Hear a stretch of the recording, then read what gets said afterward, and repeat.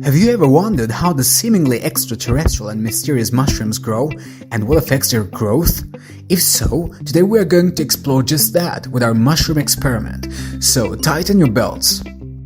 Here are the materials that we'll need for our experiment.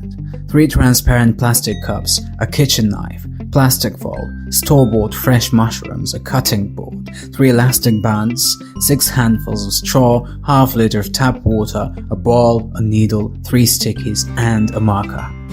Before we begin the experiment, we'll have to soak the straw for 24 hours. At this point, now you can see all the materials prepped, and now we're all set to start with the procedure.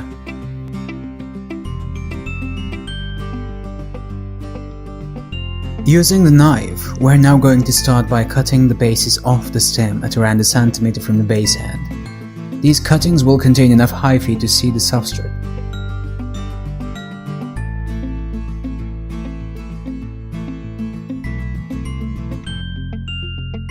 Then, we need to prepare the bedding for the cuttings by filling in the cups with straw up to their midsection.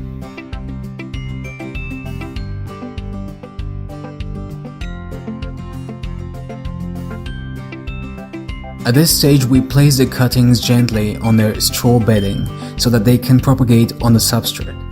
It's not very important, but if we put the cuttings in a way that their original endings face the substrate directly, that might speed up their propagation.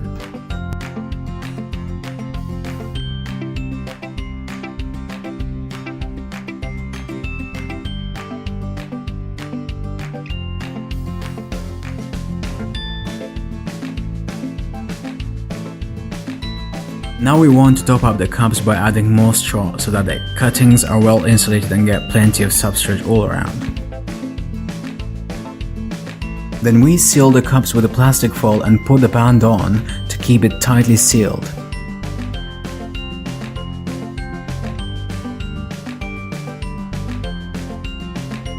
Now that we're done with the crude work, we need to label the cups as light, dark, and rich, corresponding to the conditions they'll be exposed.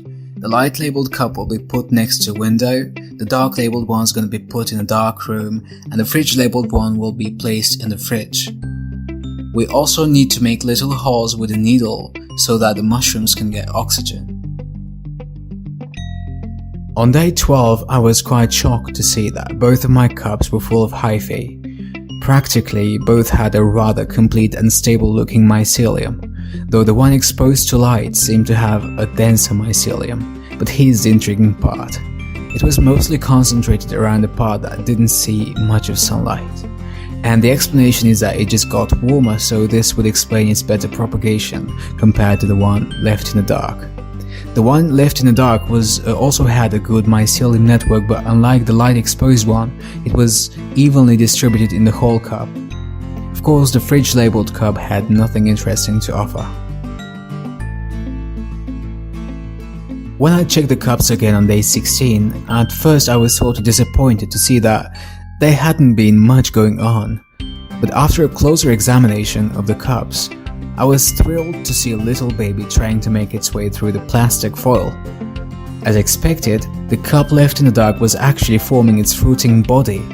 However, despite its super dense mycelium, the light exposed mushroom didn't seem to be propagating any further, and actually I noticed that the upper layers of the straw also dried up, possibly due to increased heat radiation from the sun. Totally expectedly though, the one kept in the fridge had made little to no progress. The biggest hit came on day 19 when I actually saw a huge fruiting body in the dark cultivated cup that was somehow trying to squeeze itself to fit into the little space below the foil. So I officially ended the experiment on day 19, but had I waited long enough, I think the light exposed one could have grown a fruiting body too at some point, even though it wouldn't be as developed as this one.